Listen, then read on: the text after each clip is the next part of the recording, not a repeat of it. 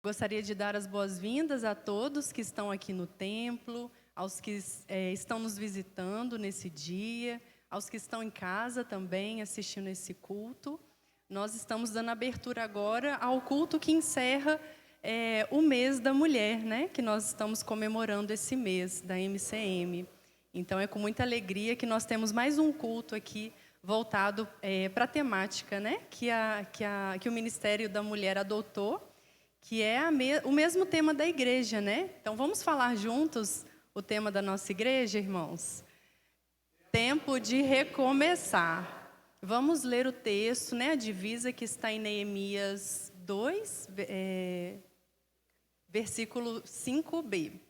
Pode projetar, por favor. Vamos ler juntos, irmãos? Vamos ficar de pé para a gente fazer essa leitura juntos? Peço-te que me envies ajudar a cidade dos sepulcros de meus pais, para que eu reedifique. Amém. Vamos orar. Senhor, muito obrigado, Deus, por mais esse dia, Deus, por mais esse momento, Deus, que estamos aqui na Tua casa, Senhor, para Te louvar, para Te engrandecer, Deus, e agradecer pela Tua presença em nossa vida, Senhor. Só isso, Senhor, já basta, Senhor. Só a Tua presença, Senhor. Então, que o Senhor também se faça presente aqui neste lugar, Senhor, que é a Tua casa, que o Teu Espírito Santo tenha liberdade, Senhor, através de nossas vidas, Senhor, através da vida de todos aqueles que estiverem aqui, Senhor, ministrando, Deus, este culto, Deus, que o Teu Espírito Santo fale, Deus, através de nós, Senhor. Em nome de Jesus que oramos, Senhor. Amém. Gostaria de chamar a coreografia.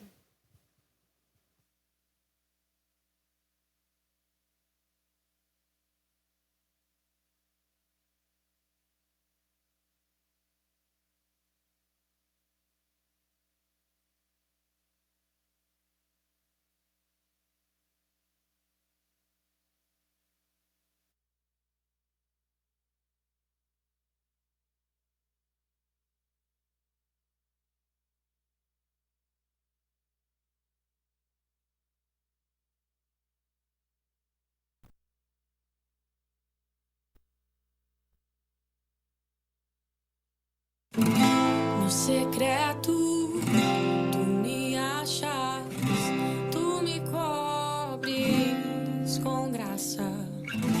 No secreto, tu me vês, me convidas outra vez. No secreto, tu me achas, tu me cobres com graça. No secreto, tu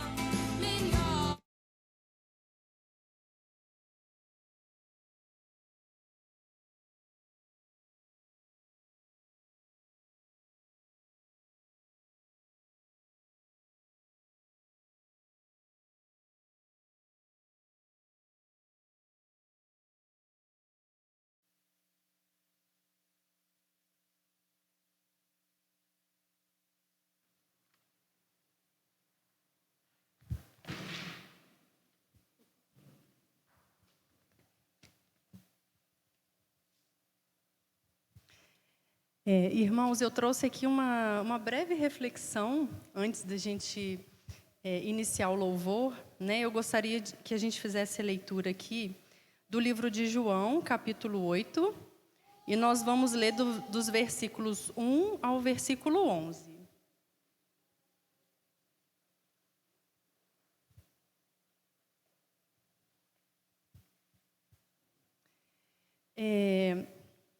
Aqui na minha versão tem como título: Jesus perdoa uma mulher apanhada em adultério. E diz assim: Jesus, porém, foi para o Monte das Oliveiras. E pela manhã cedo, tornou para o templo, e todo o povo vinha ter com ele, e assentando-se, os ensinava. E os escribas e fariseus trouxeram-lhe uma mulher apanhada em adultério. E pondo-a no meio, disseram-lhe: Mestre, esta mulher foi apanhada no próprio ato adulterando. E na lei nos mandou Moisés que as tais sejam apedrejadas. Tu, pois, que dizes? Isto diziam eles, tentando-o para que tivesse de que o acusar. Mas Jesus, inclinando-se, escrevia com o dedo na terra. E como insistissem, perguntando-lhes, endireitou-se e disse-lhe: Aquele que de entre vós está sem pecado, seja o primeiro que atire a pedra contra ela. E tornando a inclinar-se, escrevia na terra.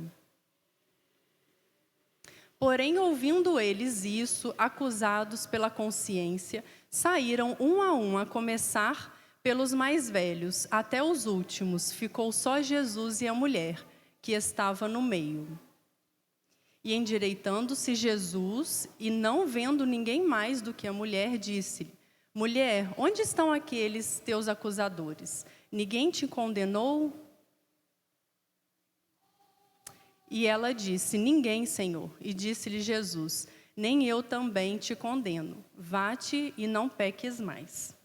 Irmãos, eu trouxe esse texto, né, como uma breve reflexão para o mês da mulher, né, porque nós estamos falando de recomeçar. E essa história, né, esse acontecimento, ele nos ensina muitas coisas, né? E a gente viu aqui a história de uma mulher, né, que a gente não tem aqui nem o nome dela citado, mas a gente tem a história dela aqui na Bíblia para a gente. Então, é uma história muito importante, né, que nos traz aqui ensinamentos. E é uma mulher que cometeu um pecado, ela cometeu um adultério, né? Então, naquela época, havia a lei de Moisés, né, que trazia ali como uma condenação um apedrejamento, né, a morte, apedrejá-la até que morresse, né? Essa era a condenação pelo pecado. Então, dentro daquela lei, aquilo era justo, né? E aí, quando Jesus chegou, né, a mulher encontrou Jesus, e aí Jesus teve uma conduta diferente daqueles que estavam acusando, né? E pessoas que estavam ali acusando eram pessoas conhecidas da lei, né, eram fariseus, que queriam ali também testar a conduta de Jesus, né, para ver se pegavam alguma coisa diferente dele, tentando condená-lo também de alguma forma. Mas Jesus foi muito prudente, né? Jesus, ele pensou, né, ele esperou um pouquinho e depois ele respondeu, né? E a resposta dele, né, é uma resposta que ecoa até hoje nas nossas vidas, né? Quem não tiver cometido pecado, que jogue a primeira pedra. Até uma frase muito famosa, né? A gente tem escutado isso. E aí as pessoas foram saindo uma a uma, né? E interessante que disse que os mais velhos saíram primeiro, né? Porque quanto mais tempo de vida, mais erro a gente comete, né? E eles foram saindo um a um até que a mulher ficou sozinha com Jesus, né? E aí essa história mostra para a gente um recomeço na vida dessa mulher, né? Porque Jesus estava ali, em primeiro lugar, acolhendo uma mulher, né? Ela tinha cometido um erro, mas ele estava acolhendo aquela mulher mesmo com aquele pecado, mesmo com aquele erro que ela tinha cometido, né? Jesus ouviu o que tinha acontecido e Jesus perdoou aquela mulher, né? Quando ele disse, né, para que aqueles que não tivessem pecado que atirasse a pedra, né, para que pudessem apedrejá-la, realizando aquilo que estava escrito na lei de Moisés, né, Jesus trouxe a ela o perdão, porque ninguém é livre do pecado, né? Ninguém é correto a ponto de poder acusar uma outra pessoa, né? Então, Jesus traz ali um recomeço para a vida daquela mulher, né? Então, nós, independente do que, né, nós estejamos passando, né, se a gente está com alguma questão, né, da mais diversa, né? Às vezes a gente está com um adoecimento espiritual, um adoecimento mental, físico. Às vezes a gente está com um problema no trabalho, né? E a gente precisa de um recomeço. A gente precisa respirar fundo, né? E seguir o nosso caminho, né?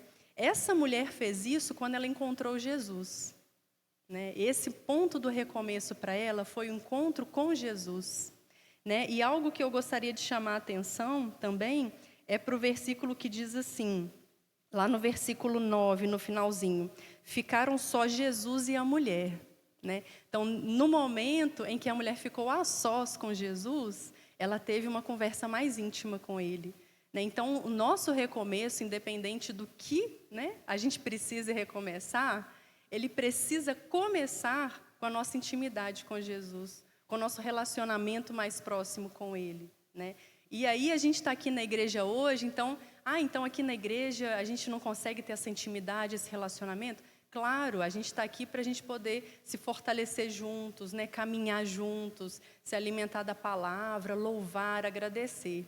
Mas esse momento de intimidade é um momento que traz, né, esse relacionamento mais profundo com Jesus, né?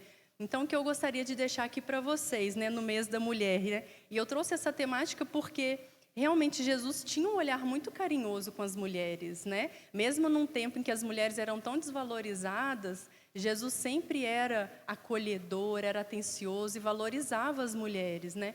Então, que a gente possa, né, levar essa experiência que essa mulher trouxe de um recomeço de vida a partir do encontro tão especial, né, com Jesus. Então, que a gente também possa, né, trazer isso para a nossa vida, né, no momento em que a gente estiver precisando recomeçar algo, que a gente comece a partir do nosso relacionamento com Jesus.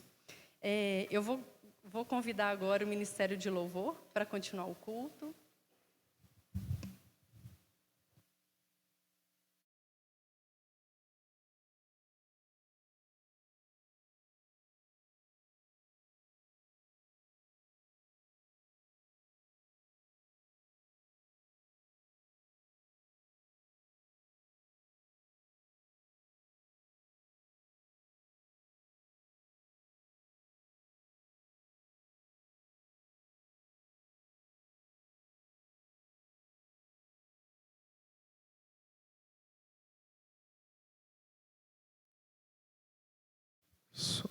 Boa noite, irmãos.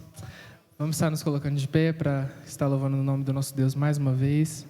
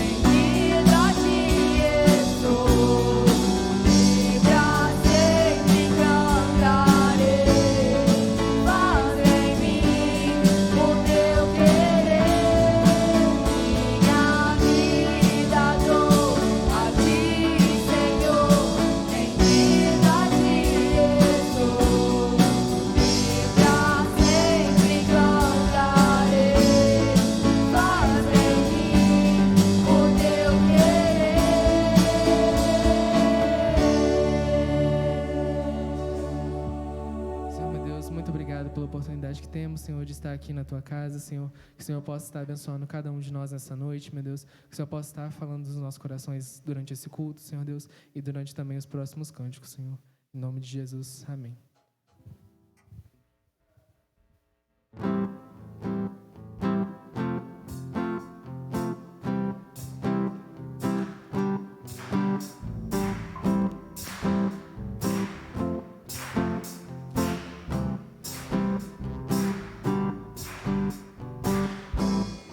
Nada vai me separar, mesmo se eu me abalar.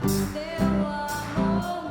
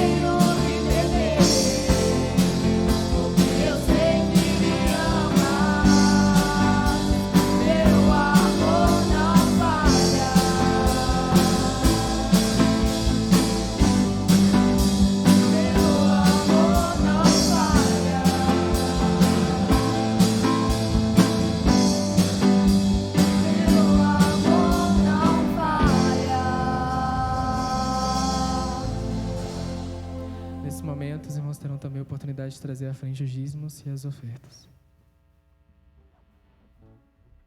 Venho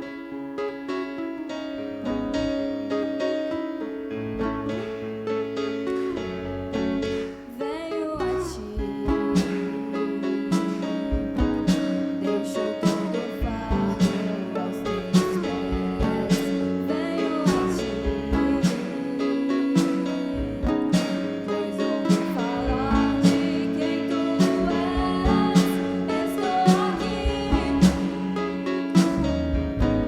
os meus medos quero entregar. Estou aqui. A minha sede pode saciar. Venham as águas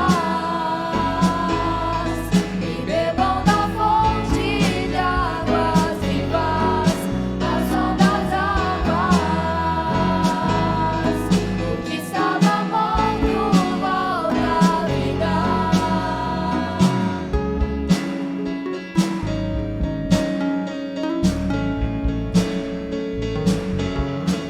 Venham a mim, eu dou o seu fardo pelo meu. Venham a mim, prova e vede que eu sou teu Deus. Estou aqui, o meu corpo vai te curar. Estou aqui. A tua sede posso saciar. Venham as águas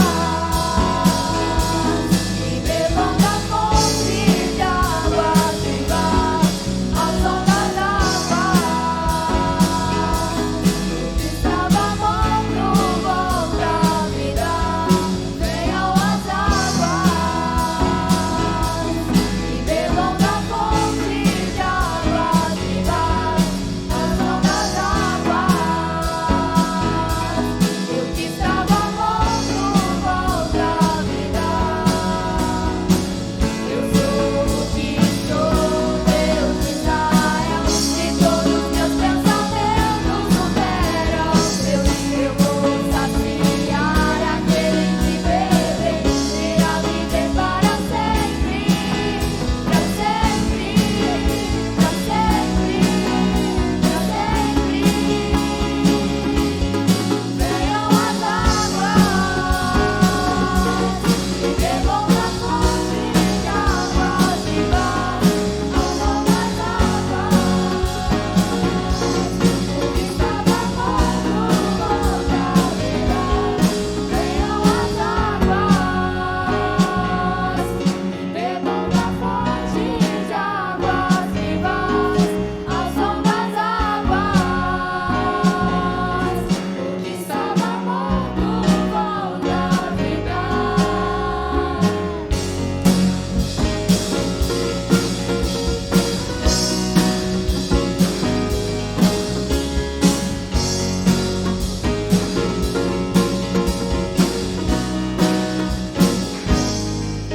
Venham as águas.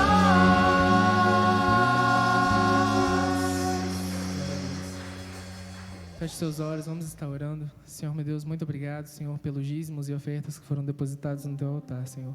Que o Senhor possa, Senhor, estar sustentando a cada um dos membros, Senhor Deus, a cada um dos visitantes que vieram hoje, Senhor, para o continuo da tua obra, Senhor. Em nome de Jesus, te agradecemos. Amém.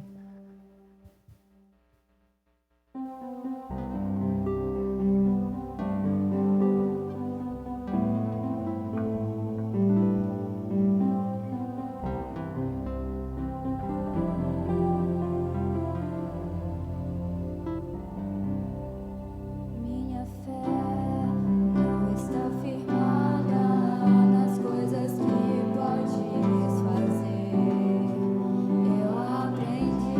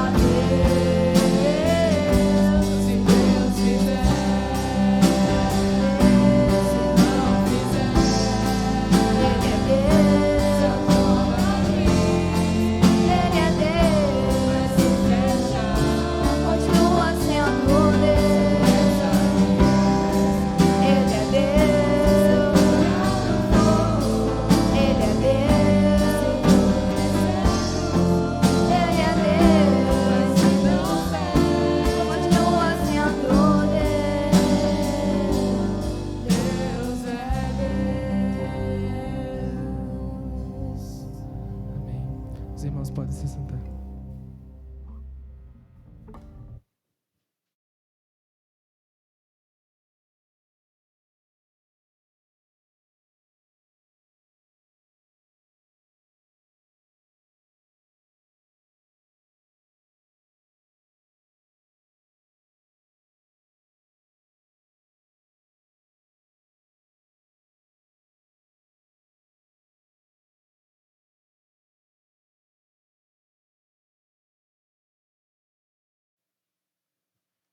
Graça e paz, meus irmãos. Bom nós estarmos aqui para cultuar ao Senhor na beleza da sua vida. Muito bom recebê-lo aqui. Quero convidar os irmãos a uma leitura bíblica que se encontra em 1 Crônicas, primeiro livro das Crônicas, capítulo 11, versículo 22 ao 25.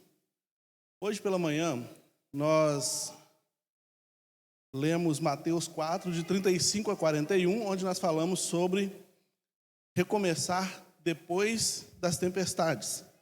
A necessidade de um recomeço depois da tempestade. E nós vimos aqui que a viagem de 13 quilômetros no Mar da Galileia, feita pelos apóstolos, teve uma intercorrência no meio do processo. Enquanto eles estavam no meio do Mar da Galileia, naquela região, a metade do caminho, uma grande tempestade no mar quase impediu que eles chegassem do outro lado, mas esse era um propósito de Jesus, chegar do outro lado. E depois de todas essas intercorrências e tudo que aconteceu naquele Mar da Galileia, naquele momento, Jesus para a tempestade, reanima o coração daqueles discípulos e eles prosseguem e chegam do outro lado.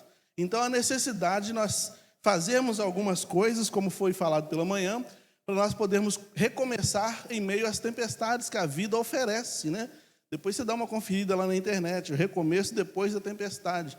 Então, uma das coisas que tem que ser feito nesse recomeço, nessa viagem que era necessário para que chegassem na outra margem do Mar da Galileia, seria tirar um pouco de água de dentro da embarcação. E a água dentro da embarcação simboliza os resquícios, as toxinas, né, do acontecimento. Há muitas coisas que acontecem na nossa vida que deixam dentro da gente resquício, né, deixam a nossa alma afetada pelo acontecimento, e é necessário tirar essa água, torcer a túnica. Né? Com toda aquela tempestade no mar, entrou água no mar, molhou todo mundo. E eles tinham que retirar aquela água de dentro da embarcação, dar uma torcida nas túnicas, para continuar a viagem até o outro lado. E uma espécie de continuação dessa mensagem nós vamos ter hoje, onde nós vamos falar sobre Benaia.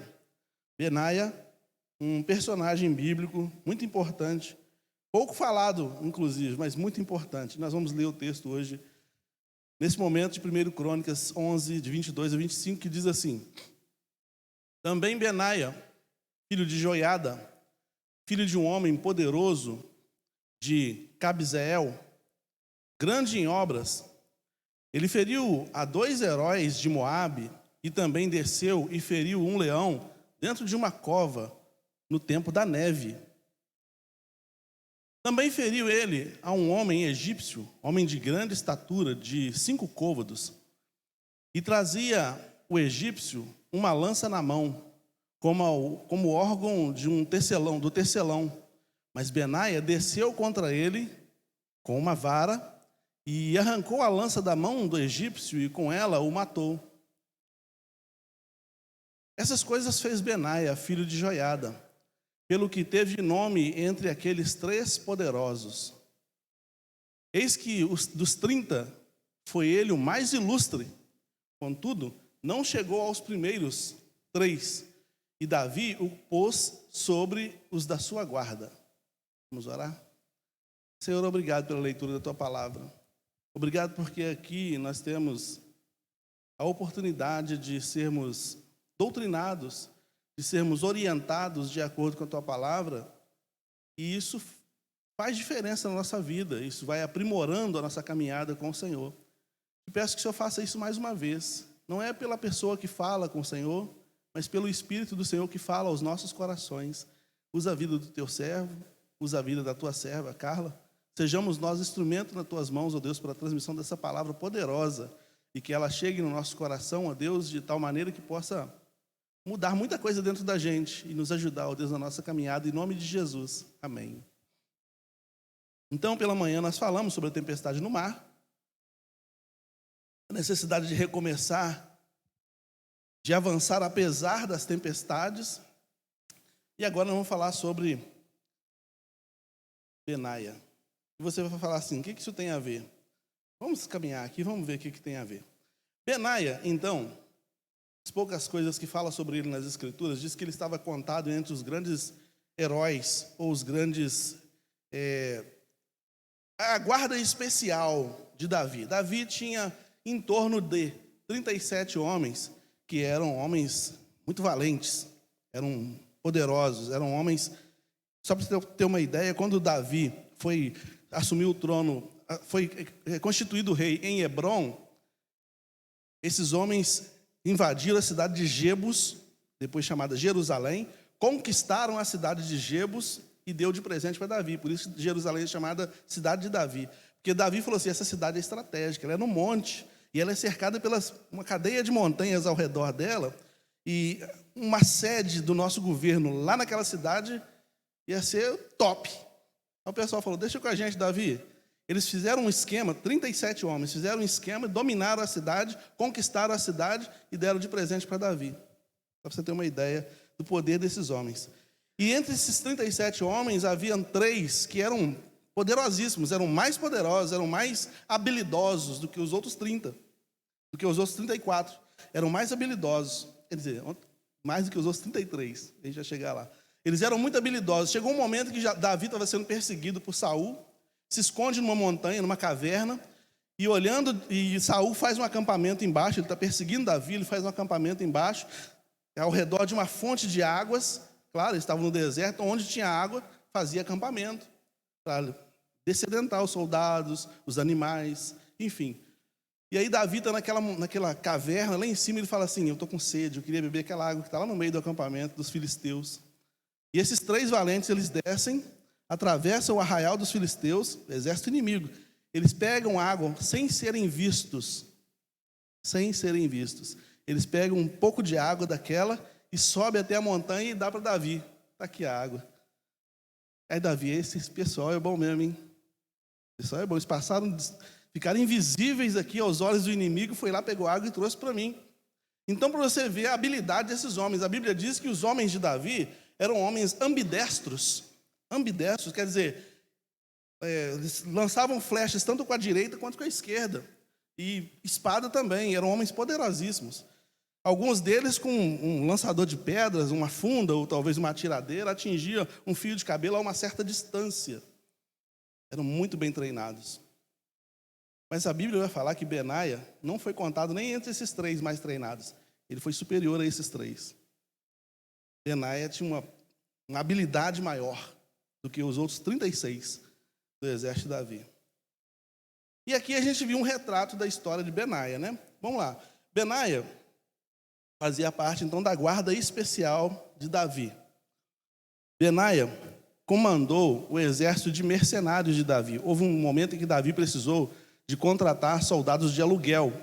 E ele precisava de um homem da sua confiança para tomar conta desses soldados de aluguel, para que não se rebelasse contra ele. E ele colocou Benaia para tomar conta. E Benaia treinou esses homens, tomou conta desses homens, e de vez por outra ele fazia esse ofício de cuidar dos mercenários que apoiavam Davi nas suas batalhas. Benaia era filho de um sacerdote. Benaia era neto de um homem valente. O texto nos fala sobre isso no versículo 22.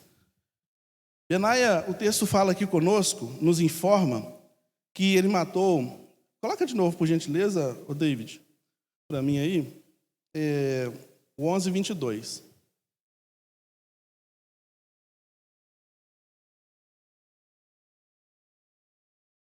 Diz assim, também Benaia, ele começa falando também, porque ele está falando sobre os heróis, sobre esses valentes de Davi. Então ele vai citando alguns que sobressaíam como valentes, aí ele fala, também Benaia, filho de Joiada, filho de um homem poderoso, de Cabzeel, grande em obras, feriu 2 heróis de Moabe. Talvez na sua tradução vai falar assim, 2 filhos de Leão. Deixa o texto aí. ferindo 2 filhos de leão. Filhos de Moab, 2 heróis de Moabe, 2 filhos de Ariel, algumas traduções falam filhos de Ariel, e algumas traduções falam assim, 2 filhos de leão. A ideia é o seguinte, Ariel é uma palavra que aparece ali, aí aparentemente dá a ideia de que Ariel era uma pessoa que era da cidade de Moabe, do reino de Moabe, né? Mas na verdade Ariel é uma palavra que é muito aproximada de uma palavra que significa leão. Então talvez na tradução, o sujeito que traduziu colocou Ariel como se fosse uma pessoa, mas seria Arié, alguma coisa assim, que significa leão. Então quando fala feriu a 2 filhos de leão, mas também não é leão o bicho. Mas presta atenção nisso. Os homens que Benaia feriu, esses 2 homens, eles tinham a fúria de leões. Eram homens poderosos, homens valentes, homens habilidosos, homens guerreiros, que tinham a fúria de leões. Eram homens indomáveis, eram homens perigosos, eram homens que arrancavam a cabeça, que partia para cima. E a Bíblia diz, Benaia partiu para cima dos 2 e matou os 2. Aí o texto vai dizer assim, desceu e feriu um leão dentro de uma cova, no tempo da neve. Era frio num determinado momento, estava muito frio, muita neve. Jesus falou o seguinte, naquele dia, ore para que a sua fuga não aconteça no inverno, porque o inverno no deserto é muito rigoroso, é muito difícil de locomover. Era comum se fazer covas como armadilhas. No período de guerra, então, fazia um buraco, colocava pontas de lanças dentro desse buraco e tampava esse buraco para pegar os inimigos. A Bíblia diz que, e por causa disso, às vezes caía um soldado ali, ficava morto, feras que comiam carne desciam para comer. Bem provavelmente era isso que aconteceu. O leão desceu para, de repente, ver se tinha alguma carne ali, e o leão se encontra com Benaia lá dentro. Ruim para o leão, porque Benaia falou, só tem um que vai sair vivo de dentro dessa caverna aqui. Só um de nós 2, ou eu ou o leão. Eu vou sair, o leão não sei. E o leão ficou morto lá dentro. Certamente que ele aproveitou as pontas de lança que estavam lá e com a habilidade que tinha, batalhou com o leão e o matou lá dentro. O que Benaia estava fazendo dentro desse buraco? Certamente desarmando essas armadilhas que poderiam pegar seus amigos do exército de Davi. Certamente ele estava lá tirando as pontas de lança, preparando o lugar para que evitasse que algum companheiro de guerra dele se ferisse nessa situação. Mas é conjectura, porque o texto explica isso, né? Mas, enfim, o que fica relevante é que dentro de um lugar como este, um lugar fechado, numa caverna, ele se encontra com o leão e ele fala, só um que vai sair vivo e não será o leão. E ele garante isso. Depois disso, versículo 23, vai dizer que ele feriu um egípcio, um homem de grande estatura. O texto fala a estatura. Eu preferi esse texto em Crônicas, porque fala essa estatura de 5 côvados. Esse registro não tem em Samuel. Só para você ter uma ideia, um côvado é 45 centímetros. Esse homem tinha 2,5 metros, um homem alto. Se você falar assim, 2,5 metros, tem muito jogador de basquete aí que talvez chega perto disso. Não sei se tem alguém de 2,5 metros no basquete, mas tem uns homens de 2 metros e alguma coisinha aí para cima, né? Mas se você considerar que um homem judeu é baixinho, a estatura do judeu é mais baixa, uma pessoa de 2 metros é muito alta. Percebe a diferença? Então, e esse homem era gigantão, era um gigante egípcio. O que significa isso? Significa dizer que esse homem era muito bem treinado também, porque o exército egípcio, o Egito era o primeiro mundo. O melhor exército que tinha era o egípcio. Hoje pela manhã nós falamos sobre Israel buscar auxílio no Egito, os soldados egípcios, a guarda egípcia, muitas vezes, para tentar se livrar de inimigos. Então, o exército mais bem treinado do mundo da época era o egípcio, e tinha um gigante lá. E esse gigante tem o azar de se encontrar com Benaia pela frente. E a Bíblia diz que ele estava com uma lança de tecelão, né? Certamente uma coisa grande, pesada, assim como o próprio Golias.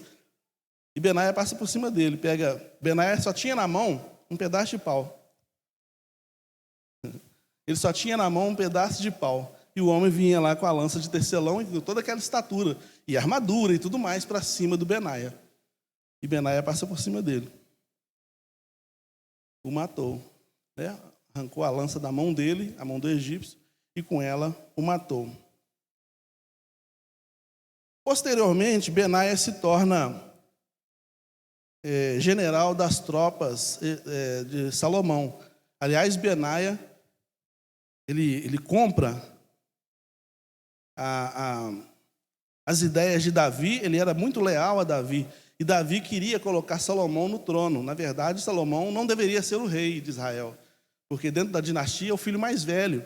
Então seria aí o Adonias, que seria o rei de Israel. E Adonias, quando Davi já estava doente, já começou a fazer festa, o pessoal já falando que ele era rei. Mas Davi falou assim, não é Adonias que tem que ir para o trono, tem que ser Salomão, eu quero que vá Salomão. E aí Benaia falou, deixa comigo resolver isso. Benaia vai e mata o Adonias e sai matando todos os opositores de Davi e dá o trono para Salomão. Salomão coloca ele como chefe da guarda. Não estou no mérito da moral, se é certo, se é errado. Dentro do contexto histórico, as coisas aconteciam assim. Se queria a terra de alguém, matava alguém e ficava com a terra. Era assim que acontecia. O mérito aqui não é moral, tá? Eu não estou trabalhando com isso. Estou trabalhando aqui com a questão do fato em si. Só para mostrar o poder e a força do Benaia, né? Então, este era o Benaia. Benaia tinha, na sua característica de vida, abnegação, né? Ele era muito abnegado. Abnegação é a capacidade que se tem de negar-se a si mesmo, né? De se entregar para uma causa, mesmo que isso fira os seus próprios interesses. Então, você anula os seus interesses por causa de uma causa maior. Então, Benaia era essa pessoa, né, que tinha essa habilidade. Benaia também era um sujeito corajoso. Não preciso falar muito. Se você leu o texto, prestou atenção no texto, já dá para ver que ele era corajoso. Ele não tinha medo, né? Ele era bem corajoso. Ele era destemido. Não basta ter coragem, é preciso ter iniciativa. Tem muita gente cheia de coragem, mas com a vida paradinha. Eu tenho coragem. Não, eu tenho coragem de fazer isso. O reino de Deus precisa de pessoas que sejam proativas, que façam acontecer, que tenham intrepidez. Não basta ter coragem, não basta ter ânimo no coração para realizar alguma coisa. Mas qual é a sua proatividade? Hoje está passando aí a Copa do Mundo, né? E você vê alguns times, as estratégias dos times de futebol. Alguns times apostam, por exemplo, no contra-ataque, né? O contra-ataque, os jogadores vão tocando a bola aqui atrás, no sentido de atrair o adversário para dentro do seu campo e esvaziar o campo do adversário. Certamente ele tem 1 ou 2 jogadores mais rápidos que conseguem atravessar pelas alas e chegar lá por trás da zaga, né? Não entendo de futebol não, mas é mais ou menos isso. Então o ataque vem para cima do campo do adversário. E quando eles acham que está amassando o adversário no campo dele, um lançamento é feito, até por um goleiro, o Ederson faz muito isso no Manchester City, lançam a bola lá para um atacante lá na frente que passa por trás de todo mundo e acaba ganhando o jogo. Contra-ataque. Muitas vezes na vida a gente trabalha na base do contra-ataque, a gente só reage aos impulsos, né? A gente trabalha na base de reagir aos impulsos, reagir aos ataques. Mas Benaia era um sujeito do ataque, não do contra-ataque. Há muitos momentos que você tem que agir primeiro, até para se prevenir. Talvez se ele tivesse mesmo lá tirando as lanças de dentro do buraco, quando encontrou com o leão, isso era um ataque, não um contra-ataque. Antes que aconteça, eu vou tomar uma atitude. Se eu sei que a atitude tem que ser tomada, então antes que alguma coisa aconteça, eu vou tomar uma atitude, eu vou fazer acontecer. Não vou esperar para contra-atacar, porque muitas vezes você vai contra-atacar, mas já sem forças, porque o ataque foi muito. Entende? Já foi tanto ataque, que na hora que você se levanta para contra-atacar, para reagir, você já não tem força de reação. Então, Benaia era um sujeito destemido, né? Ele tinha, então, essa habilidade do ataque mesmo. Benaia tinha outra coisa que é lealdade, né? Ele era leal ao rei, aos valores defendidos pelo rei, né? Em tempos de recomeçar, esses valores precisam ser observados. E é o objetivo nosso aqui, né? Em tempos de recomeço, em tempos que a gente tem que refazer algumas coisas e reerguer, de fato, os nossos muros, é importante a gente observar esses valores, né? Esses valores que a Bíblia nos apresenta. O que tem a ver a vida do Benaia com você? O que tem a ver a vida do Benaia com o reino de Deus? O que tem a ver isso tudo? E como a minha vida pode ser encaixada nesse processo todo? Porque senão eu vou ficar aqui só contando história de 3.000 anos atrás. E não é o objetivo. O objetivo é eu provocar você. É a palavra me provocar, para eu também me tornar um Benaia. certo? Para que eu me torne um Benaia, para que eu tenha abnegação como Benaia teve, para que eu seja corajoso como Benaia foi, para que eu seja destemido como foi Benaia, para que eu seja leal como foi Benaia. E aí os resultados que eu terei serão certamente resultados parecidos com os resultados de Benaia. Porque no final das contas ele se tornou chefe da guarda de Salomão. Vamos lá então, vamos acompanha nessa viagem aqui de 3.000 anos atrás, essa digressão, esse chamado círculo hermenêutico, onde a gente vai lá em 1000 anos antes de Cristo e vamos chegar aqui no nosso contexto.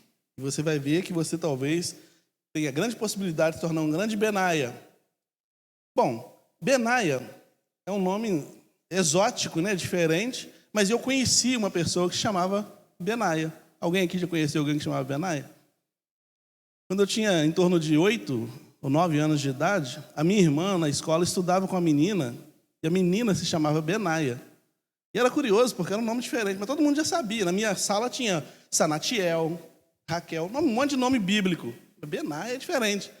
E aí Benaia, mas posteriormente, quando eu me converti, que eu descobri que Benaia era um nome de um personagem bíblico, exatamente por causa da força do Benaia. Às vezes o pai e a mãe colocam um nome no filho na expectativa de que ele possa refletir as mesmas características daquela inspiração. Puxa, Daniel foi um grande homem, então meu filho vai chamar Daniel.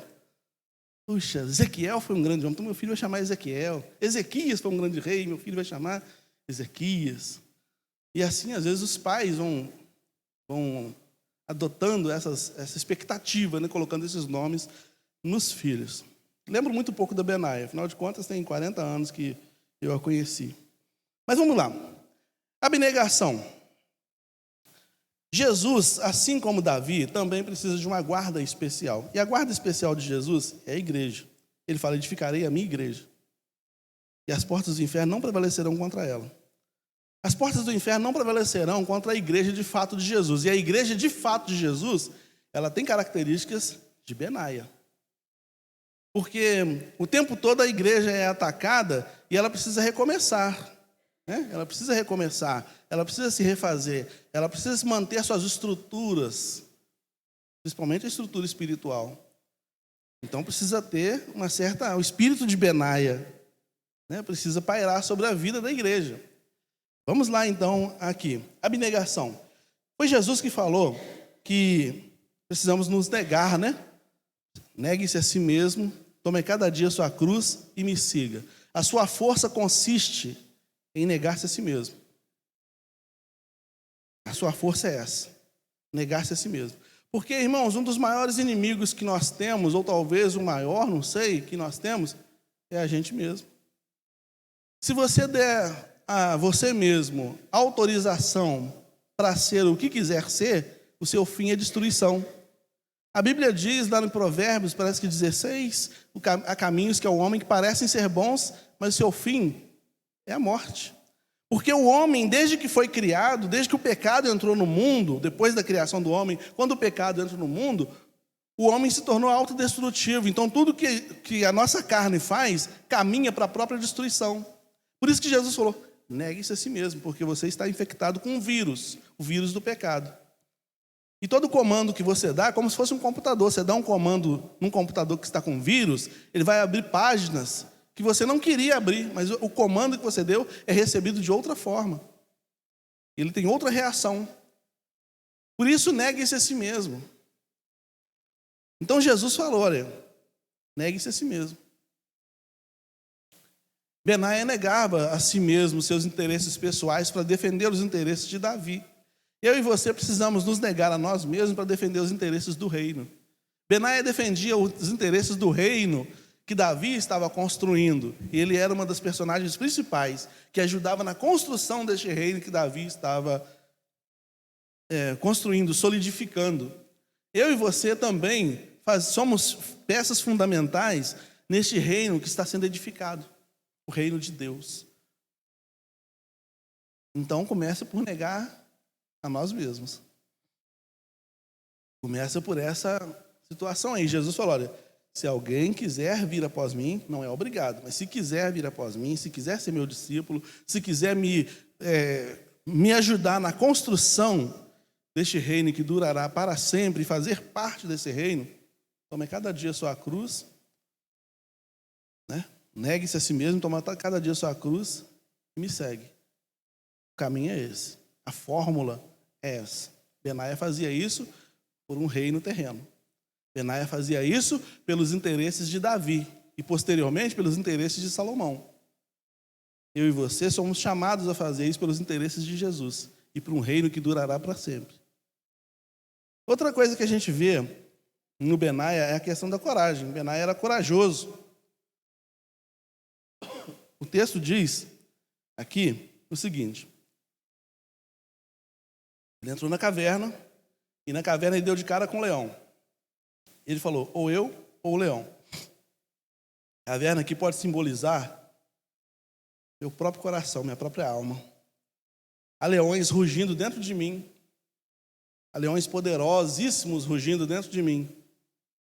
A Bíblia diz em 1 Pedro, que o diabo é como um leão que está ao derredor, bramando, buscando a quem possa tragar. Não é todo mundo, a quem ele possa tragar, a quem der bobeira.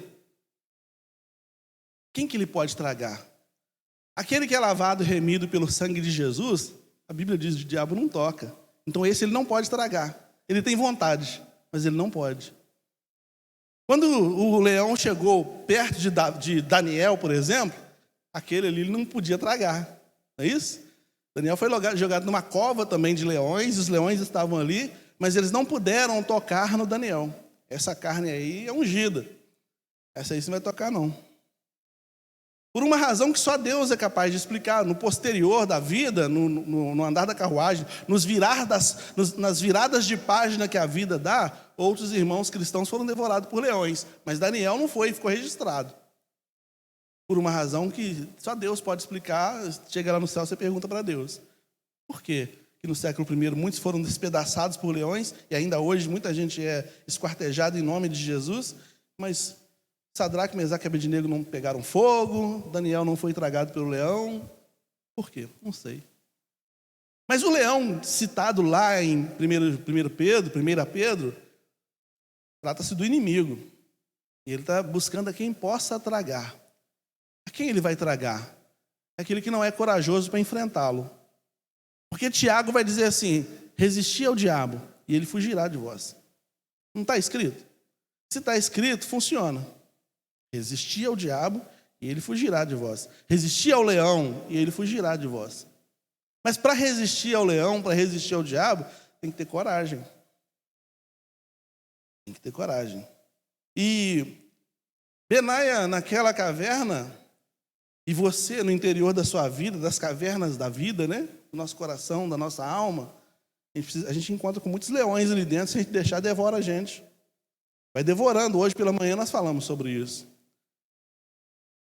O maior desafio dos discípulos naquela embarcação para chegar do outro lado do mar da Galileia não eram as ondas, não era o mar, não eram os ventos, era o medo que eles estavam tendo. E Jesus falou, porque Jesus não falou, vocês estão com medo disso? Ele falou assim, olha gente, por que vocês foram tão tímidos? Cadê a fé de vocês? Cadê a coragem de vocês? Para acreditar que mesmo nessa situação, eu sou maior do que elas. Então é necessário a gente olhar para dentro dos nossos corações, para dentro da nossa alma, e ver quais são os leões que muitas vezes estão arrancando pedaços da gente. Estão fazendo a gente andar mancando por aí. Um pedaço arrancado, mutilado. Quais são os leões que fazem eu sair da cova com medo da vida? Quais são esses leões? Eu tenho que identificar esses leões. Tenho que partir para cima deles e espedaçá-los. Uma força que não é minha, mas que Deus me empresta para isso. Quando o Tiago diz, resistir o diabo, ele fugirá de vós, todos nós sabemos, não precisa ser dito isso, mas eu vou dizer por uma forma didática, que não é pela nossa força que a gente resiste ao diabo. Não tem força em mim para resistir ao diabo. Não tem força em você. Aqueles que tentaram expulsar o demônio num nome diferente do nome de Jesus, foram pelo demônio expulsos. Não está escrito no livro de Atos? O possesso pegou todos eles. Te esconjuro em nome de Jesus, a quem Paulo prega. O diabo falou, tudo bem, mas eu conheço Jesus, eu conheço Paulo. Se fosse um dos dois falando isso aqui, eu ia ficar com medo. Mas quem é você? Então não é no meu nome que eu parto para cima do diabo. Não é no meu nome que eu enfrento os meus fantasmas. É no nome do Senhor. É no nome dele que eu enfrento os meus fantasmas. É no nome dele que eu enfrento os meus leões. É no nome dele que eu resisto toda a investida da minha carne, apoiada pelo diabo no sentido de me derrubar. Porque uma vez que eu tenho a carne como minha inimiga e uma vez que eu tenho o diabo como meu inimigo, são duas forças poderosíssimas. E se eu não abrir o olho, vai me despedaçar. Então, antes que façam isso, eu parto para cima deles. Entende?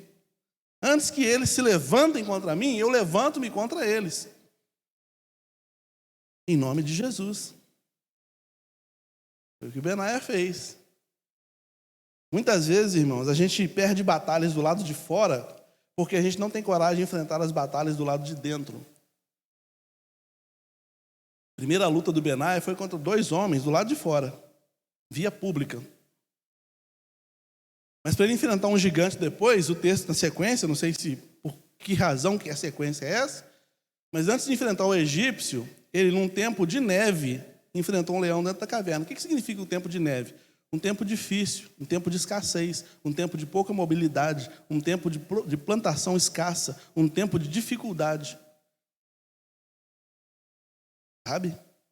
Não foi num momento de sol, num momento glorioso, num momento que tudo estava funcionando bem, não. Foi num tempo sombrio, num tempo difícil, que ele enfrentou um leão.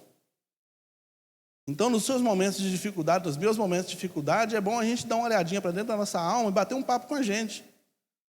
E ir reorganizando pensamentos e expulsando determinados pensamentos, repreendendo certas coisas, para que a minha caminhada com Jesus não fique comprometida. Porque são os leões que estão tentando me tragar, dentro de mim mesmo, tentando me tragar de dentro para fora. Se eu sou derrotado aqui dentro, eu vou ser derrotado daqui para fora. Entende? Se eu for derrotado aqui dentro, eu vou ser derrotado daqui para fora. Toda e qualquer coisa lá de fora acaba comigo. A tempestade no mar, que nós falamos hoje pela manhã, estava amedrontando os discípulos, porque Jesus falou, vocês estão com falta de fé. E aí nós fizemos o paralelo entre a tempestade no mar dos discípulos e a tempestade no mar com Paulo, no capítulo 27 do livro de Atos. Paulo não estava com medo. Olha só a diferença das duas tempestades. A tempestade que os discípulos enfrentaram no mar, no capítulo 4 do livro de Marcos, registrado lá, né? Marcos 4. Essa tempestade que eles enfrentaram ali, ela durou algumas horas. Era só o tempo de atravessar, era 13 quilômetros, era o tempo de atravessar o mar. No meio do processo, a tempestade, algumas horas de tempestade. A tempestade que Paulo enfrentou no capítulo 27 do livro de Atos, durou dias. Ele falou, no 14º dia, já desesperados, olhando, não víamos nenhuma estrela, nada, tudo escuro. Já pensou? Uma tempestade dessa natureza, no escuro, onde você não tem onde agarrar. Uma vez eu apanhei no escuro. É a pior sensação que tem, porque você não sabe de onde está vindo o golpe. Quando você vai apanhar no claro, então você põe a mão na frente, né? Dá uma protegida. Mas no escuro, como é que faz? Você só vai tomando, vai tomando. Tudo que é lado. E era isso que estava acontecendo. Na embarcação de Paulo, já 14 dias sem ver a luz da noite, né? Não tinha, os luminares da noite não faziam o seu trabalho. Estavam todos impedidos pela tempestade, tudo sacudindo. Vários dias.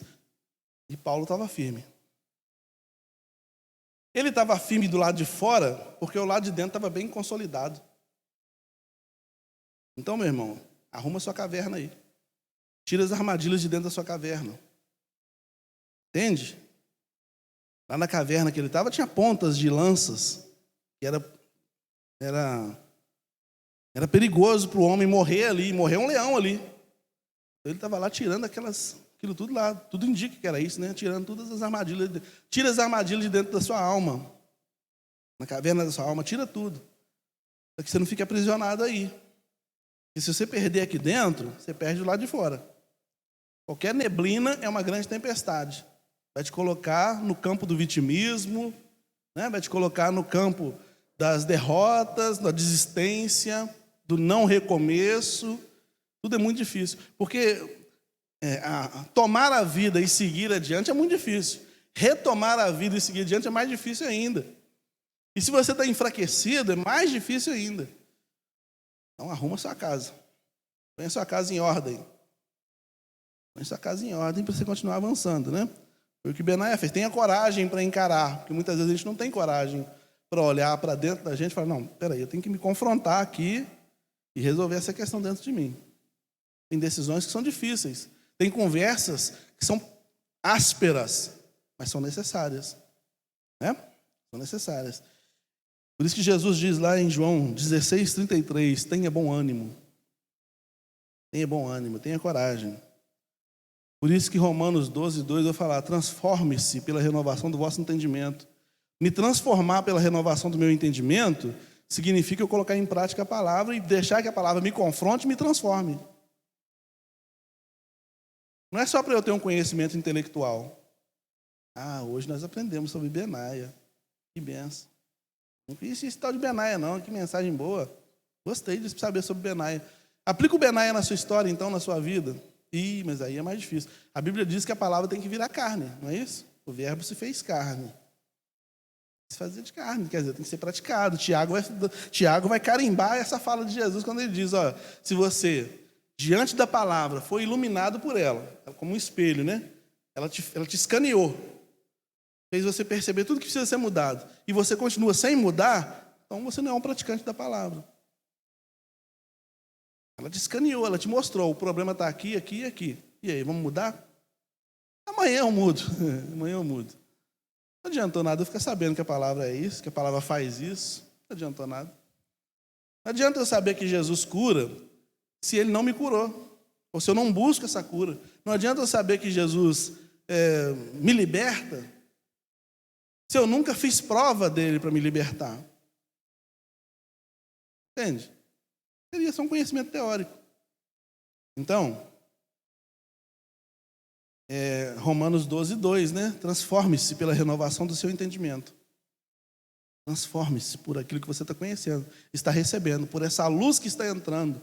Deixa iluminar bem aí todos os recônditos das suas cavernas, do seu coração para você seguir para frente, né? São as lutas de dentro, que são importantes. Nós gastamos mais tempo falando sobre elas, porque elas são mais importantes, talvez, do que as lutas de fora. Se você estiver bem resolvido aqui dentro, muitas coisas do lado de fora você não vai nem precisar lutar. Já vai estar tudo certo lá de fora. E a sua visão vai estar mais clara. Por isso que Jesus falou o seguinte, a candeia do corpo, a candeia do homem são os seus olhos. Se seus olhos forem bons, todo o seu corpo será iluminado. Os olhos trazem para dentro da mente, para dentro do coração, para dentro da alma, uma impressão da realidade. Né? Você sabe que a gente enxerga tudo de cabeça para baixo, o cérebro que conserta a imagem, né? Ou será que a ciência já mudou isso também? Não, né? Está tudo certo ainda, né? Mas a imagem que a gente vê, ela é distorcida. A Sônia falou um negócio aqui, o dia que ela pregou, que eu achei interessante. Eu já tinha lido alguma coisa sobre isso. Tudo que a gente vê é impressão da realidade, não é a realidade em si. Entende? Minha mente olha para esse papel e vai fazendo associações e identifica como papel. Mas tem muita coisa aqui que eu não estou vendo, que está acontecendo aqui, que eu não estou vendo. A gente pensa assim, a gente enxerga, nossa, eu enxergo bem. Tem um peixe aí que enxerga, acho que 8 vezes ou 80 vezes mais do que o ser humano. Mais cores, né? Na minha época, tinha as caixas de lápis de cor, tinha 12 cores, né? Era 6 cores. Quem tinha de 12 cores? 12 cores. 12 cores.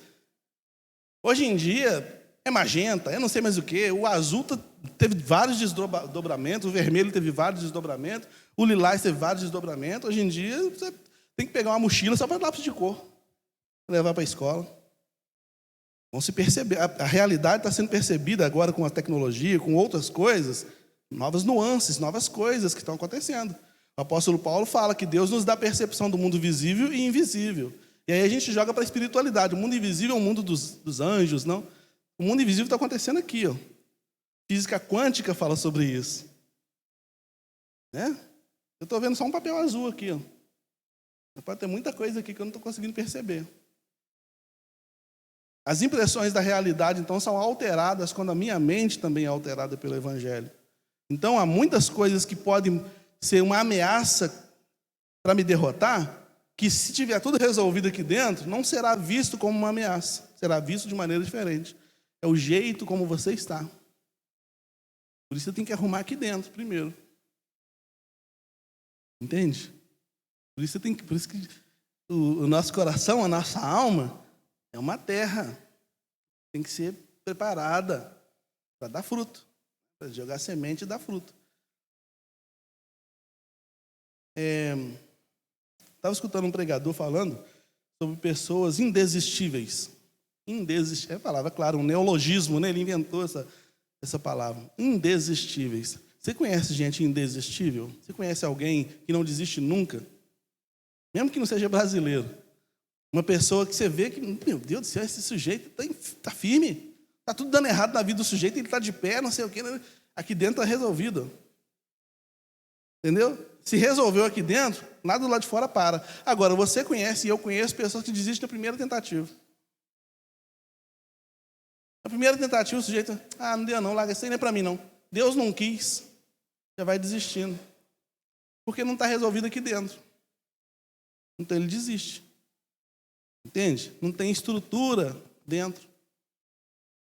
Não ter coragem tem a ver com isso. Entrar na caverna e preparar a estrutura interna. Porque do lado de fora tem um gigante egípcio te esperando, meu irmão. Está cheio deles por aí. Gigantes egípcios te esperando. São muito mais perigosos do que leões. Né? Destemido, terceiro ponto. Intrépido, né? Proativo. Aquele que age e não só reage, né? E aí você vai falar assim, o pastor está preparando um exército? Claro, eu não, Jesus que está. E não tem nada a ver comigo, não. Mas você sabe que em algumas coisas, algumas batalhas, muitas vezes são vencidas sem suor, você sabe disso, né? Sem força física. É na estratégia. Jesus falou o seguinte, se alguém te fizer mal, faça bem para ele.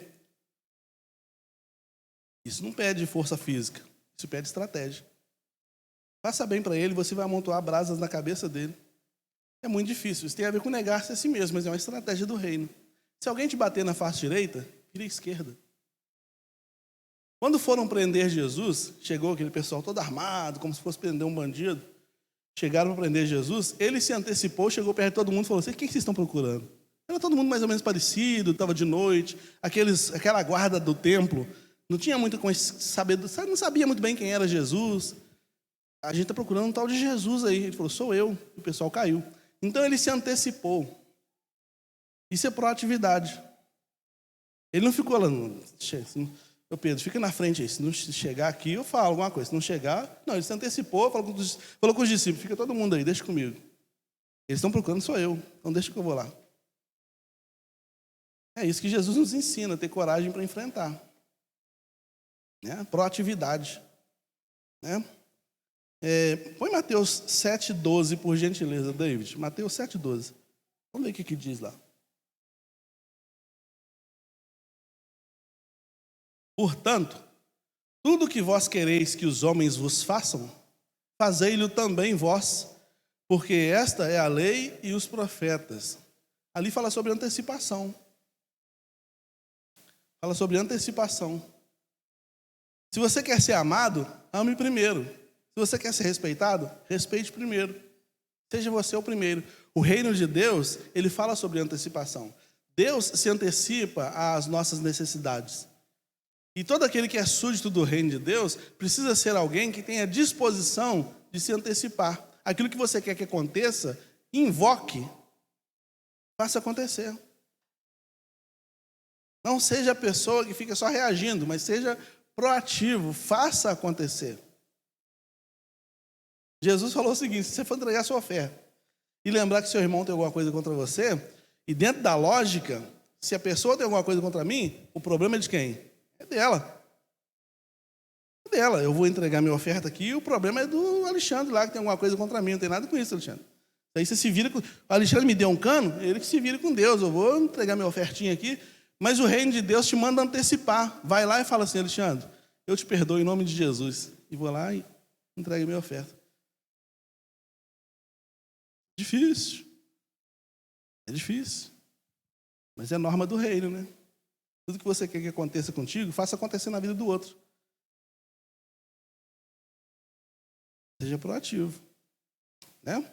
Então, ser destemido está para além, ser destemido está para além de pegar uma espada e sair matando todo mundo. Porque o texto é violento, né? O texto só falou de violência. 3 versículos que nós lemos aqui fala do Benaia matando gente, matando bicho. O Benaia é um perigo. Não queria nem ser muito amigo do Benaia, não, porque é perigoso. O Benaia é perigoso. Mata todo mundo. Mas fala também de sutileza. Né? No reino de Deus fala de sutileza, de habilidades para negociação, habilidades para antecipação e desarticulação da estratégia inimiga. O que é mais importante para você, o seu ego ou o reino? Então, se você quiser ganhar o reino, esqueça o seu ego. Por isso que Jesus falou: olha, eu sei que os soldados romanos são cruéis. Eu sei que os soldados romanos abusam de vocês, fazem você carregar peso por 1,5 km. Né? Obrigam vocês a caminharem 1 milha, né? 1,5 km. Bate na cara de vocês, eu sei disso. Quando eles falaram assim: caminhe 1 milha comigo, caminha 2. Se falar assim: me dá uma túnica sua, dê tudo, dê a capa também. Se der um tapa na direita, vira à esquerda. Essa é a parte mais difícil da mensagem. Que é a mais difícil da gente engolir. Século 21, onde nós somos convidados a disputar no cotovelo com todo mundo. Pais disputam com filho, filho disputa com pai, colegas de trabalho, sócios, não sei o quê. Gente na igreja, pastores, todo mundo se cotovelando, se disputando. Pegar essa palavra aqui e falar: engole isso aí e pratica, é muito difícil. Mas é a chave do reino. Volto a dizer: negue-se, tome todo dia a sua cruz, é uma dose diária. Toma todo dia a sua cruz e me siga. E aí você vai para o reino. O caminho é esse. Entende? Então, ser destemido é muito mais do que pegar um pedaço de pau na mão e lutar contra um egípcio grandão, arrancar com aquele pedaço de pau, arrancar a lança da mão dele e com aquela lança matá-lo. Ou como Davi, que também enfrentou um gigante com uma tiradeira. Então deu um tiro certeiro e derrubou o gigante e cortou-lhe o pescoço. Isso é ser destemido também. Mas não só. Não só. Faz isso com a sua mulher na sua casa para você ver. Tanto um pé do ouvido, você vai ver que é um tosse. Fala isso com o seu patrão para você ver. Tem situações que você tem que pensar de uma forma maior. Você tem que pensar: peraí, se eu falar desse jeito que eu gostaria de falar com o meu patrão, eu perco o emprego. A empresa vai continuar e quem vai ficar desempregado sou eu. Então eu tenho que ter estratégia. Se eu falar desse jeito com a igreja, a assembleia está chegando, o pessoal reúne e manda embora. Se eu falar desse jeito com a minha mulher, amanhã eu vou ter que alugar um kitnet. Ou então dormir na sala. Então, peraí, eu tenho que ter estratégia. Para salvar tudo. Salvar tudo. Entende? É isso. Então, ser destemido está para além de ser um guerreiro que sai cortando a cabeça dos outros por aí. Está para além disso. Salva o que é mais precioso. Salva o que é mais precioso. Sabedoria. Entende? Lealdade. Apocalipse capítulo 2, versículo 10, David.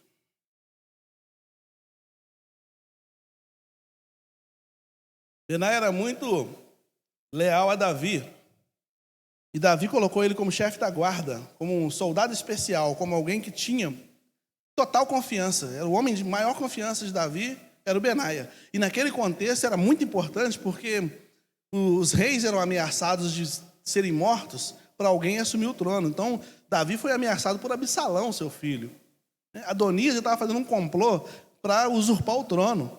Então, Davi vivia nessa apreensão, os reis viviam nessa apreensão de que em algum momento alguém podia fazer alguma coisa. Os reis precisavam de copeiros, né? Que eram homens eunucos, como o próprio Neemias, que comia a comida do rei antes, ele esperava um tempo para ver se não estava envenenado. Então, era muita conspiração, muito jogo de inteligência, muita coisa, era muito... Então, a pessoa de Benaia era o homem principal, que fazia a guarda principal de Davi. Esse era o Benaia, né? E ele tinha lealdade total de Davi. Davi colocou ele como chefe da guarda e depois ele se tornou chefe do exército de Salomão. Esse era o Benaia, por um reino que já passou, né? Passou. Davi foi rei só 40 anos. Salomão foi rei só 40 anos. Benaia já não existe mais, a não ser nas páginas da Bíblia, dos livros de história. Passou. O reino passou. O que ele defendia com unhas e dentes, passou. Mas nós somos chamados a defender com lealdade um reino que jamais terá fim. E a mensagem que nos chega é: não tema das coisas que hás de padecer. Eis que o diabo lançará alguns de vós na prisão, para que sejais tentados. E tereis uma tribulação de 10 dias. Ser fiel até a morte, e dar-te-ei a coroa da vida.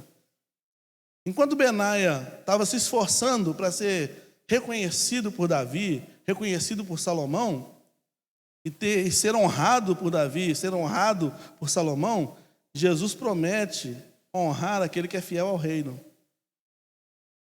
Quando ele fala, dar-te-ei a coroa, imagina você chegando no trono, no céu, se ajoelhando diante de Jesus, ele pegando a coroa e colocando na sua cabeça.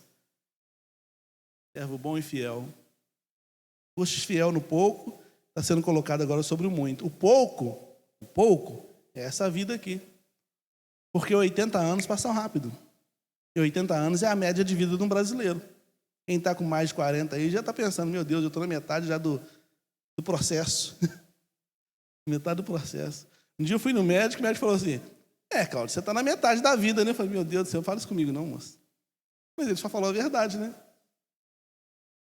Pode rir, Isadora, você está no início, está tranquilo. Então, estamos lá, no Cabo da Boa Esperança, né? Já virando Cabo da Boa Esperança. Vamos lá. Vai passar. 80 anos passa rápido. 80 anos passaram muito rápido na vida de Benaia. Mas o reino que nos está proposto é para toda a eternidade. E a Bíblia diz... Paulo, falando em 1 Coríntios 9, me parece, ele vai falar assim, que os atletas, eles se abstêm de muitas coisas, eles fazem uma dieta, eles se preparam para uma folha de louro colocada na orelha, né? Que vai murchar. Então, eles corriam, faziam aquilo tudo, dentro das competições romanas, lá no Coliseu, não sei aonde, aquele negócio todo, e corridas, e lança de dardos, um montão de coisas, lutas, e tudo isso, o vencedor ganhava um pedaço de mato pendurado na orelha.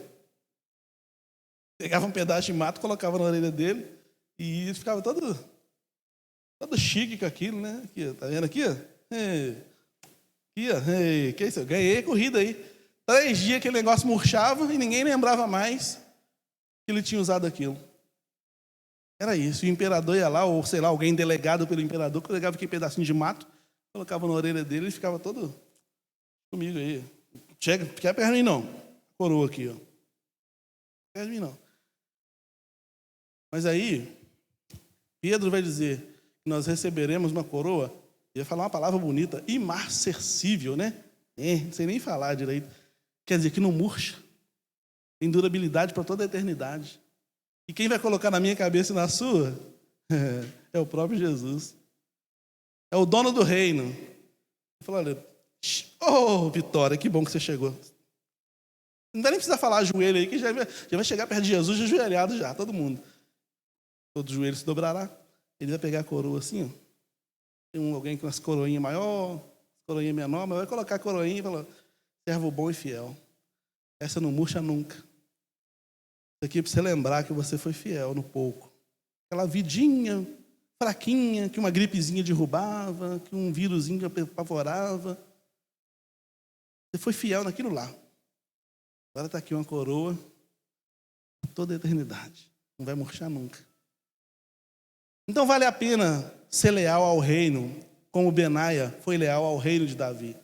Vale a pena ser abnegado, como Benaia foi, negar-nos a nós mesmos. Vale a pena ser corajoso, como foi Benaia, né? De tomar atitudes, de ser destemido como Benaia, de tomar atitudes, de fazer acontecer, né? Ser corajoso no sentido de olhar para dentro da gente mesmo e vasculhar, é isso que diz o Salmo 51, ver se há em mim algum caminho mau. Lava-me com isopo, né? E serei limpo. Isopo era um negócio brabo, que tirava qualquer grosso, tirava o grosso. Então, vai passar tira o grosso. Deixa eu limpinho aí, que eu estou precisando disso. E vale a pena ser leal, como Benaia foi, porque o reino que nos está proposto é muito maior do que o que Benaia esperava. Ele fez tudo por um reino que já passou. E eu e você podemos e precisamos fazer tudo por um reino que jamais passará. Amém? Amém mesmo? Quantos Benaias do reino de Deus nós temos aqui nessa noite? Claro que eu não poderia terminar sem fazer essa pergunta. Quantos aqui querem ser transformados em Benaias na mão de Deus? Você vai pagar um preço com isso, tá? Vai doer um pouquinho, vai apertar um pouquinho, vai doer um pouquinho, vai ralar um pouquinho, vai sofrer um bocadinho, mas no final a coroa está garantida. Amém? É negar-se a si mesmo, né? Faz parte do processo. Estamos chegando ao final deste culto. Eu agradeço a você que veio. Agradeço a você que nos visita. Agradeço a vocês que nos recebem na sua casa aí. Deus abençoe a vida de cada um dos irmãos. Quero dizer para os irmãos o seguinte: até o dia 30, o quadro de indicações estará pregado lá atrás. Nós estamos em período de eleição na nossa igreja para os cargos de 2023. Então, se você quer indicar alguém, ou se você quer se candidatar a algum cargo para 2023, vai lá no quadro, escreve lá, dia 30 será recolhido, porque no próximo domingo, dia 4, nós teremos nossa assembleia eletiva. Então, nesse próximo domingo que vem pela manhã, 10h15, nós iremos bater o martelo aí para os cargos de 2023, tá bom? Se você quiser indicar alguém, e esse alguém já estiver indicado, não precisa escrever de novo não, já está lá e está tudo certo, tá? Essas pessoas serão consultadas e aceitando, exercerão a função no próximo ano, tá bom? No outro final de semana, nós temos aniversário da igreja, dia 11, domingo. Nós teremos todas as festividades acontecendo aqui na igreja mesmo, de manhã e à noite, culto alusivo aos 18 anos da IBMAV. Então você é o nosso convidado, você que é membro da igreja, deixa isso bem anotadinho na sua agenda aí para você participar. Teremos pregador de fora, pregador abençoado que estará aqui conosco para trazer a mensagem, participações. Já foi dito, né? Eu tenho que conferir com os líderes aí e espero que seja confirmado. Mas foi dito que a coreografia vai participar, foi dito que vai ter sketch, foi dito que até o Cantares vai fazer uma viagem internacional para estar aqui conosco na oportunidade, né?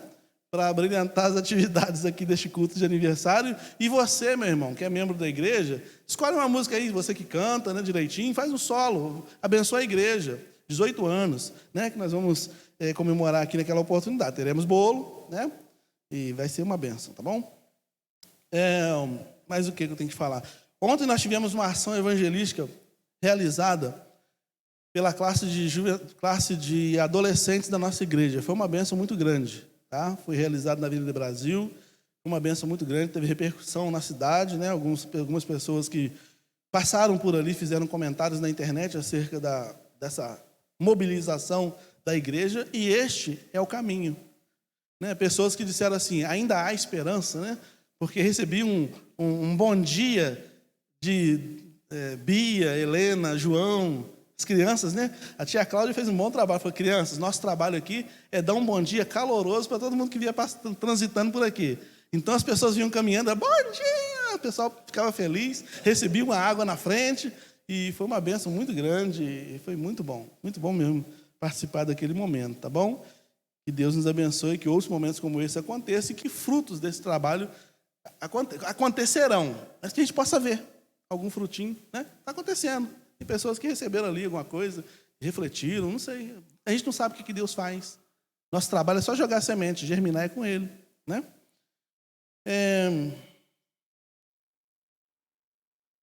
Tirar o óculos aqui, porque Cabo da Boa Esperança já... já está resolvido essa parte aqui. Quem faz aniversário essa semana que se inicia hoje? Hoje é aniversário da Renata Carvalho. Se você ainda não deu parabéns para ela, dá parabéns para ela, manda uma mensagem para ela que ela vai ficar feliz em receber os seus cumprimentos. Mas alguém faz aniversário essa semana que se inicia hoje? Não? Vamos orar então. Senhor, muito obrigado, porque o teu cuidado sobre a nossa vida é permanente. O Senhor é bom e as tuas misericórdias duram para sempre. E o Senhor, ó Deus, nos abençoe pelo poder da tua palavra, pelo poder do teu Espírito Santo, nos abençoe para que possamos vivenciar essa palavra que hoje ouvimos, ó Deus. Que o Senhor, ó Deus, nos dê capacidade para isso. Em nós mesmos tem muita fragilidade para o cumprimento dessa palavra. Mas o teu Espírito está em nós exatamente para isso, para nos fornecer essa energia, essa força necessária para o cumprimento dessa palavra. E eu te agradeço, ó Deus, porque o Senhor tem cuidado da vida de cada um de nós, nos fornecendo a tua mensagem a cada dia, que tem um poder transformador, e nós te louvamos por isso. Te agradeço pela vida da Renata Carvalho, tua filha. Peço ao Senhor que continue abençoando a sua vida com muitos outros anos de vida na tua presença, que os sonhos da tua filha sejam contemplados pelo Senhor. Que o Senhor, Deus, continue fortalecendo a sua família, fortalecendo a sua vida e revigorando a sua fé a cada dia. Abençoe a vida de cada um de nós, ó Deus, com as mesmas bênçãos, revigorando-nos, ó Deus, a cada dia, nos levando em paz para os nossos lares, sob o teu cuidado e proteção. Que o amor de Deus, o nosso eterno Pai, a graça salvadora de Jesus Cristo e as doces consolações do Espírito Santo do Senhor repousem sobre a vida de cada um que aqui está, sobre a vida do povo de Deus, hoje e para todo sempre. Amém. Deus te abençoe e te dê uma semana de vitória na presença dEle. Vamos estar se colocando de pé novamente para cantarmos mais uma vez.